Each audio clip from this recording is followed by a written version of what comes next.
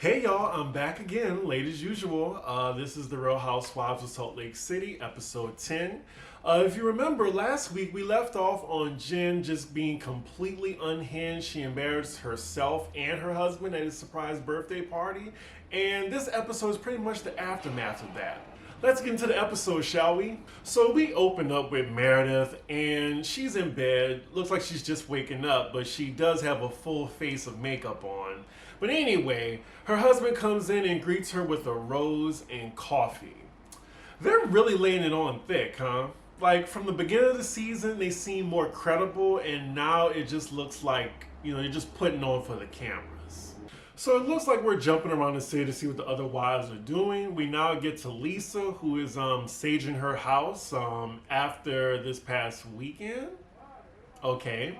And next we see Heather being a businesswoman at her beauty lab bar. And now we're at Jen's rental. Her house. Allegedly, she's been renting this place, but whatever, we're at Jen's house. So it looks like Jen's alone in this big ass house, and she's saying that the party was ruined because of Whitney. And I'm just like, wait, hold up a second.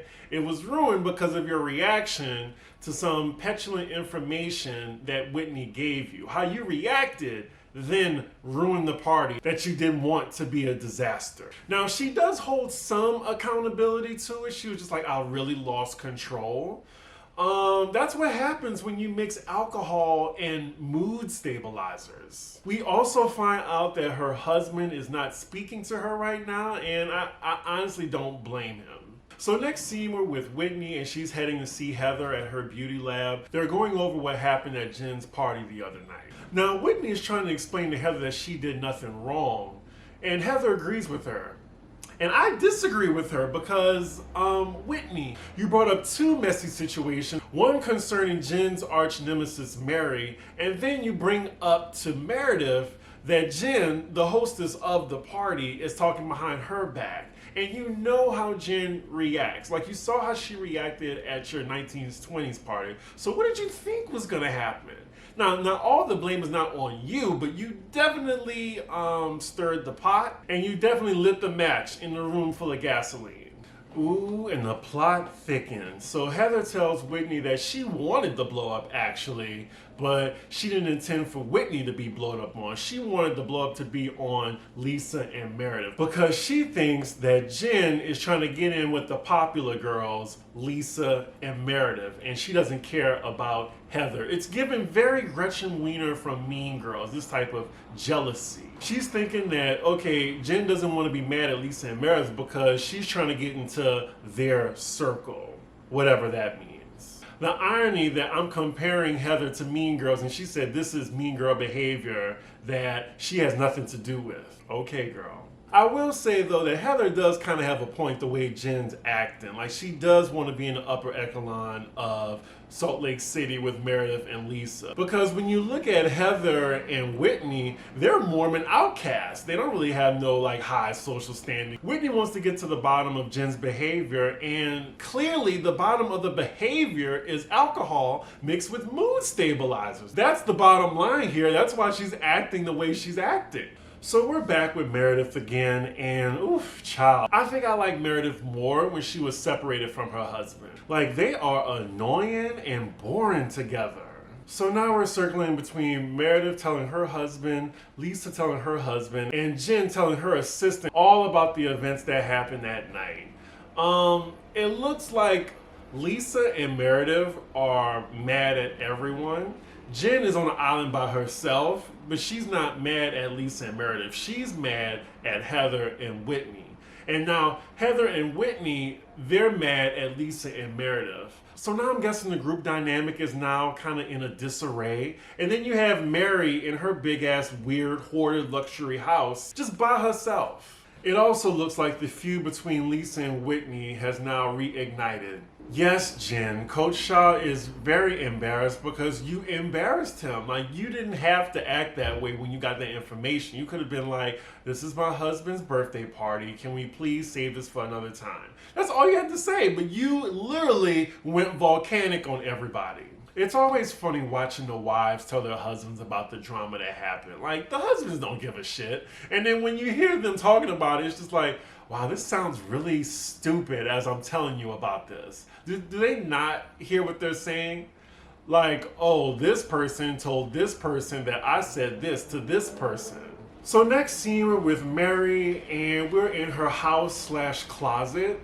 Now, I don't mind that she has so many like luxury clothes and shoes, but at least have somewhere to store it, you know? Like, build a whole entire closet. Like, I was actually watching Real Housewives of Dallas out of boredom because I like the new housewife. Her name is Tiffany, the Asian woman, and she was showing her closet. Her closet is as big as my studio. But maybe with Mary, she has so many clothes that it fills up every room of her mansion. I don't know, but it's looking real weird. And she's trying on clothes, but she don't have no place to go to wear those clothes, especially in Salt Lake City. I don't know. It's giving me a tick, tick, boom, boom up here, and oof. So Mary gets a FaceTime from Whitney, and Whitney is telling her what all happened at Sharif's party when she gave the information that Mary told her to Jen. And even Mary was like, why did you choose her husband's party to tell her this information? And Whitney talking to Mary is exactly what she accused of Lisa and Meredith doing to Jen. So Whitney, you really don't have a leg to stand on in this argument. Just take your L. You were a part of the mess. You were a part of the blow up. It wasn't all your fault, but you were stirring the pot. Whitney asked Mary again, did they tell you that they were scared of Jen? And Mary's like, yeah, they told me. Mary says in her confessional that they did tell her that, and even if they lie about it, the fact of the matter is they're scared of Jen. And she said they're all scared of Jen, and I believe it. Like Heather and Whitney, as well as Lisa and Meredith. So next scene we see Heather, she's going around the site that her new beauty bar is opening, and yeah, this is a fast forward scene. So next we have Tweedledee and Tweedleblah, Lisa and Meredith, going out to dinner with both of their husbands. So the gist of this dinner is Meredith is telling Lisa and her husband that they're back together and they're not separated anymore. I mean, even from the start, Meredith was boring because her son basically took her shine in like episode 1 and 2. So I love Meredith's aesthetic and I think she's a nice woman, but she doesn't like to engage and she's boring. So I'm not sure if I want her back next season. Or Lisa. So again, they're talking about what happened at Jen's husband's birthday party, and it looks like Lisa thinks she's just above the rest of the girls. Like her and Meredith, like they have their friendship and she's not connecting with the other ladies. And I kind of agree. I feel like Lisa really hasn't, tried to be friends with Heather or Whitney. She has nothing in common with Mary. And then I feel like Jen's trying to suck up to Lisa for some strange reason because of her Sundance ties or something like that. Lisa is a nobody. These people? Really, Lisa? Wow, what a pretentious bitch. So next scene we see Whitney and Heather and they're driving to this spa that they invited Jen to. We see that 2 days ago Whitney called Jen and apologized for ruining her party and invited her to a spa day. And Jen's on the phone rolling her eyes and okay. So this spa they're going to, it looked like it's in the middle of nowhere. Like it's giving the Hills Have Eyes tea. Oh man, and they have... There's sheds and it looks like a barn house. What is this? Oh, this is not luxurious and I cannot wait to see Jen's reaction. From the decor alone, and then you have the prices that's on this little magic marker board too. Oh no. Jen gets there and the reaction is just how I said. She's like, what the fuck is this? This is a joke. This has to be a joke. Whitney cannot be serious. I can only imagine what this place looks like at night. What in the world? They go up this little hill and they see these 3 dirty ass tubs. These look like abandoned tubs in a warehouse and they have dirty pissy water streaming down from some orange fixture. They cannot be serious right now. Jen, I'm just like you. I would have turned around. Soon as I walked in, I would have turned around. Y'all are not about to embarrass me on TV. Jen says she drove 3 hours to get there too. Oh, then I'm gonna want gas money too. I want to be reimbursed for my time. So Jen is in the dirty tub telling Whitney and Heather that Sharif isn't speaking to her. And of course Jen isn't digesting that.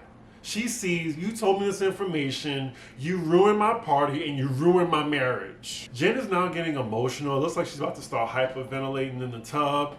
I don't think Jen listens. Like, I just think she hears what she wants to hear, and she wants to make sure you get her point of view. She doesn't care about your point of view. If Jen keeps acting this way, she's gonna find herself on an island alone like Mary. Heather is literally in the middle, in the dirty tub, like trying to calm it down and like, okay, Jen, we get that Whitney shouldn't have brought the information to you, but you need to hold accountable for your actions. And Jen is like, no, she ruined my marriage and she ruined my party. And Jen is just so delusional. Like, your marriage was already in trouble, sis. Sharif is embarrassed. He hasn't been home since Saturday. And Jen just makes a threat to Whitney because she thinks she saw Whitney roll her eyes. She says she's gonna come over there and drown her. And calls her a bitch. And Jen is in a rage and she just splashes water out the dirty tub onto the camera people. Those poor camera people, they're just asking, why did you splash the cameras? That's what happens when you film me in a fucking bathtub. Ma'am. These people don't have nothing to do with this. And you splashing their $1,000 camera equipment? Come on. And Whitney is over. She's just like, she just wants to be mad at somebody and use them as a scapegoat. And she really is. Why is Heather emotional right now? Like, sis, get a backbone. Stick up for your cousin. Why are you telling Whitney to have empathy for Jen right now? And Jen is the one projecting her anger on y'all. So Jen comes back, she takes a seat in the dirty tub and decides to hear what Whitney has to say. And I'm guessing Heather persuaded Whitney to reluctantly give an apology to Jen for the sake of Jen and hers friendship. Not for Whitney. Like, Heather still wants to be friends with Jen. That's why she's trying to make her cousin apologize to her. So Heather finally tells Jen what's been on her mind. She says, it feels like you want to be friends with Lisa and Meredith more than you want to be friends with me. We have now entered 6th grade. And Heather is terrified of losing Jen Shaw's friendship. Heather clearly needs therapy. I think she has abandonment issues. Like, if you can't call your friends out for the bullshit that they do and hold them accountable, then why are y'all friends? Like, I'm dealing with that situation right now, actually. If y'all want to get into Chris's business. Like, holding friends accountable is hard, but you gotta do it. You have to, or they ain't really your friend. Poor child, like, them tubs is just so busted and dirty, grimy, sewery. It's really taken away from this scene. Oh God, now they're basically coddling Jen now. Like, Whitney gets out of her dirty tub and then joins Jen in her tub. Like, I don't even think Jen took any type of accountability for her actions. They're just trying to calm Jen down. It's all about her. Yeah, so this scene ends like, they're all, looks like they're on good terms, but Jen didn't apologize at all for her behavior. So next scene we're with Lisa, and it looks like she's having this whole gathering of other pretentious white bitches such as herself. She only invites Meredith of the group because that's the only person she actually likes on this cast. Yeah, this scene is just a bunch of pretentious women kissing each other's asses. I can't see any of these women with black friends. Next. So the next and last scene, I'm pretty sure they're going to end the episode on this. We're at the Shaw house, and we see that Coach Shaw just got home, and I'm guessing this is the first time he's seen his wife since the incident. I really feel like the only person that could keep Jen in line is her husband. And I really hope Coach Shaw does not divorce her in the near future, because she's going to have a worse reaction to being alone than Heather did. So they're sitting on the bed talking, and we find out that Coach Shaw has not talked to her in 4 days. He lets her know that he really appreciated the party, and the reason why he didn't talk to her in so long is because he knows that he shouldn't talk to her while he's angry. And what really upset him at the party was her drinking and her not being able to control her emotions. Now, Whitney tried to tell you this in the dirty tub, but she didn't digest that. But now that Coach Shaw is telling her this, it looks like she's accepting that. So then Jen says the reason for her drinking is because, she's alone all the time, she's depressed, and she still hasn't gotten over that her dad died and he wasn't there for her at the funeral. And she gets to the real root of the problem is he's just not there enough for her. And it's depressing her, which is causing her to drink. I'm not going to say Jen is giving an award-winning performance, but if it was, this is an award-winning performance. Anywho, it looks like Coach Shaw, this is the first time he's hearing this, and she's had this bottled up for so long, and it looks like he's receptive to this. So they both apologize to each other, and Coach Shaw says he will be better. So their conversation ends on a good note, and that is where the episode ends, y'all. We still got more episodes to go before the reunion. Lord, did y'all see those reunion looks?